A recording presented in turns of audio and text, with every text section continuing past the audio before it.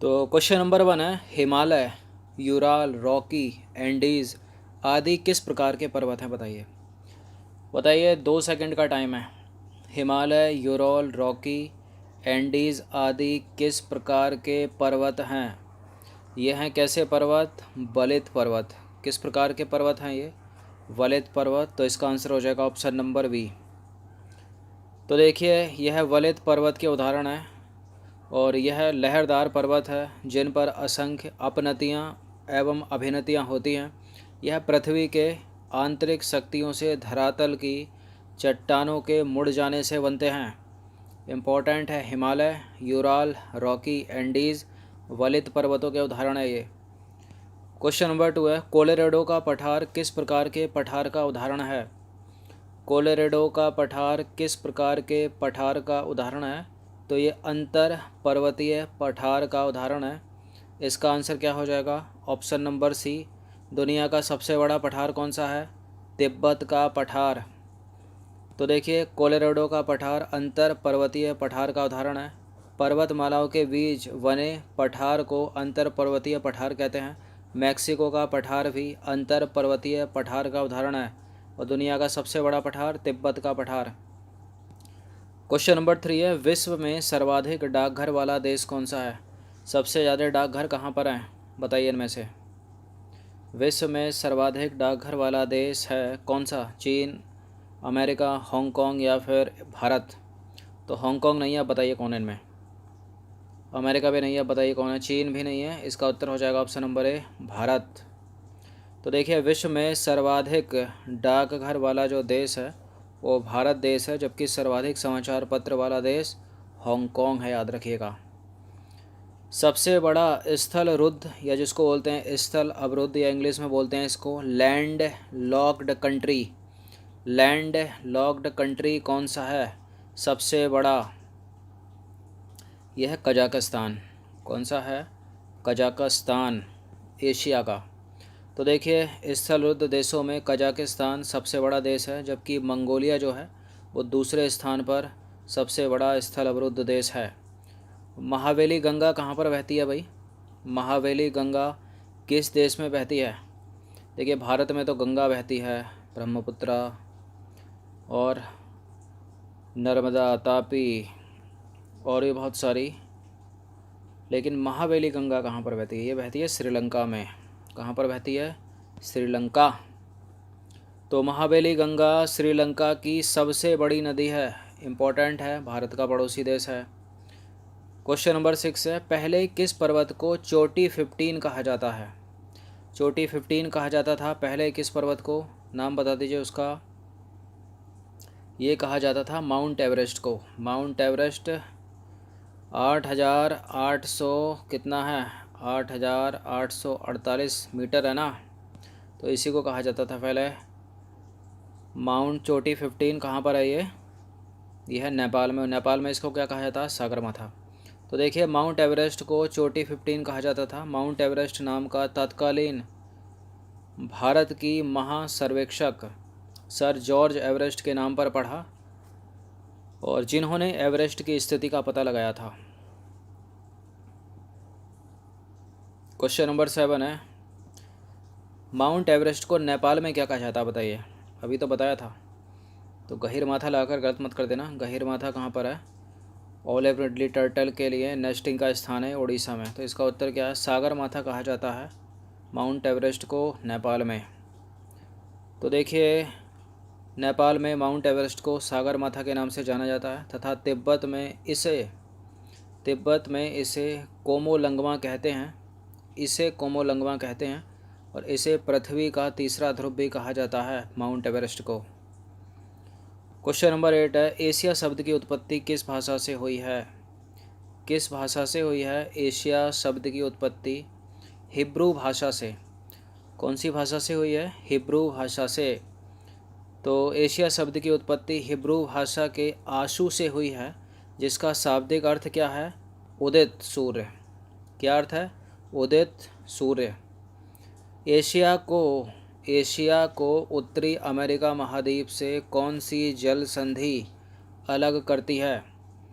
कौन सी जल संधि अलग करती है? बेरिंग जल संधि, डोबर जल संधि, मैकलंग जल संधि या फिर युकाटन जल संधि?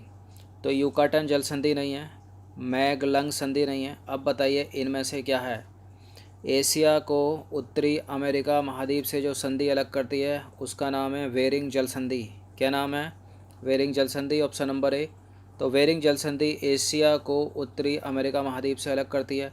और जो डोबर जल संधि है ना, जो नीचे सेकंड ऑप्शन में जो नाम एक था डोबर जल संधि, डोबर जल संधि इंग्लिश चैनल को उत्तरी सागर से अलग करती है। और युकाटन जल संधि, जो ये लिखा है युकाटन जल संधि, वो मैक्सिको की खाड़ी को कैरेबियन सागर से अलग करती है। और जो मैगलंग जल संधि है ना, मैगलंग जल संधि, मैगलन जल संधि, वो प्रशांत एवं उत्तरी अटलांटिक महासागर को अलग करती है। तो चारों की चारों इम्पोर्टेंट है, याद रख लीजिएगा इनको। क्वेश्चन नंबर 10 है, नॉर्वेस्टर कहाँ के पर्वतों से उतरने वाली गर्म एवं शुष्क हवा है? कहाँ के पर्वतों से उतरती है नॉर्वेस्टर, जो गर्म और शुष्क हवा है? न्यूजीलैंड, फिनलैंड, इटली या फिर जापान? फिनलैंड नहीं है, इटली भी नहीं है, जापान भी नहीं है। इसका उत्तर है ऑप्शन नंबर ए, न्यूजीलैंड। तो देखिए नॉर्वेस्टर जो है वो न्यूजीलैंड के उच्च पर्वतों से उतरने वाली गर्म एवं शुष्क हवा है, याद रखिए इसको। इनमें से किसको डॉक्टर विंड के नाम से जाना जाता है? डॉक्टर हवा के नाम से जाना जाता है इसमें से किसको? सिमूम, व्रिकफीडर, सिरोको, हरमट्टन? तो हरमट्टर को जाना जाता है, हरमट्टन, ऑप्शन नंबर ए। तो देखिए हरमट्टन को डॉक्टर हवा, हरमट्टर को डॉक्टर हवा गिनी के तट पर कहा जाता है। यह सहारा रेगिस्तान से उत्तर पूर्व दिशा में चलने वाली गर्म एवं शुष्क हवा है। यह जो पवन है वो सहारा से गिनी तट की ओर बहती है। क्वेश्चन नंबर 12 है, फान किस पर्वत से उतरने वाली गर्म एवं शुष्क हवा है? फान आल्प्स पर्वत, रॉकी पर्वत, जूरा पर्वत या फिर एंडीज़ पर्वत? तो फान जो उतरती है वो आल्प्स माउंटेन से उतरती है, गर्म एवं शुष्क हवा है। तो देखिए फान आल्प्स पर्वत के उत्तरी ढाल से नीचे उतरने वाली एक गर्म एवं शुष्क हवा है। इसका सर्वाधिक प्रभाव न्यूजीलैंड में होता है और इसके प्रभाव से बर्फ़ पिघल जाती है और पशु चारकों के लिए चारागाह मिल जाता है। इसके प्रभाव से अंगूर जल्दी पक जाते हैं। क्वेश्चन नंबर 13 है, इनमें कौन सी पवन इंडोनेशिया में तंबाकू की खेती को काफ़ी नुकसान पहुंचाती है? कौन सी है इनमें जो इंडोनेशिया में तंबाकू की खेती को नुकसान पहुंचाती है?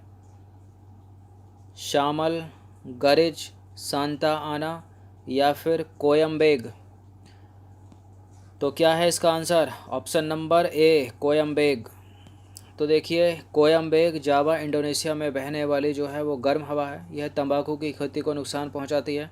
सांता आना जो सेकंड नंबर पर है, कैलिफोर्निया में चलने वाली गर्म एवं शुष्क धूल भरी आंधी है। और शामल जो है वो इराक तथा फारस की खाड़ी में चलने वाली गर्म एवं शुष्क हवा है। और जो गारिज है वो दक्षिण पूर्वी ईरान में चलने वाली गर्म हवा है, याद रखिएगा इनको। क्वेश्चन नंबर 15 है, मिस्ट्रल कहाँ बहने वाली स्थानीय शीतल पवन है? मिस्ट्रल जो है एक शीतल पवन है, एक ठंडी पवन है। कहाँ की स्थानीय है ये मिस्ट्रल? इटली, जापान, ब्राज़ील या मैक्सिको? तो यह है इटली में बहने वाली स्थानीय शीतल पवन है, एक ठंडी पवन है।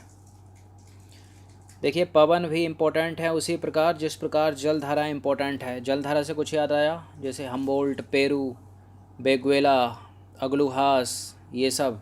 उसी तरह से खमसिन, मिस्ट्रल, ये सब पवनें हैं, चिनूक, सिरोको। क्वेश्चन नंबर 15 है, जेट प्रवाह कितने किलोमीटर की ऊंचाई पर प्रवाहित होता है? ये मोस्ट इम्पॉर्टेंट प्रश्न है, इसको याद रखिएगा आप। कितनी ऊंचाई पर प्रभावित होता है? 6 से 25 किलोमीटर। कितना? वायुमंडल में 6 से 25 किलोमीटर पर जाइएगा तो आपको मिलेंगे जेट प्रवाह। तो देखिए क्षोभ मंडल की ऊपरी परत में, क्षोभ मंडल की ऊपरी परत में बहुत तेज़ गति से चलने वाली संकरी नलिकाकार विसर्पी पवन प्रवाह को जेट प्रवाह कहते हैं। ये 6 से 12 किलोमीटर की ऊंचाई पर पश्चिम से पूर्व की ओर बहती है। 25 बोला क्या? Sorry for this, option number B के लिए 12 किलोमीटर है भाई, 6 से 12 किलोमीटर है, तो ऑप्शन नंबर डी है। तो याद रखिएगा इसको, जेट प्रवाह बहता है क्षोभ मंडल मतलब सबसे नीचे का मंडल, जिसको बोलते हैं इंग्लिश में क्या, ट्रोपोस्फियर। क्या बोलते हैं उसको, ट्रोपोस्फियर। ट्रोपोस्फियर, ट्रोपोस्फियर के ऊपर स्ट्रेटोस्फियर, स्ट्रेटोस्फियर के ऊपर मीजोस्फियर, उसके ऊपर आयनोस्फियर, फिर आता है क्या, हेक्सोस्फियर बहिर्मंडल।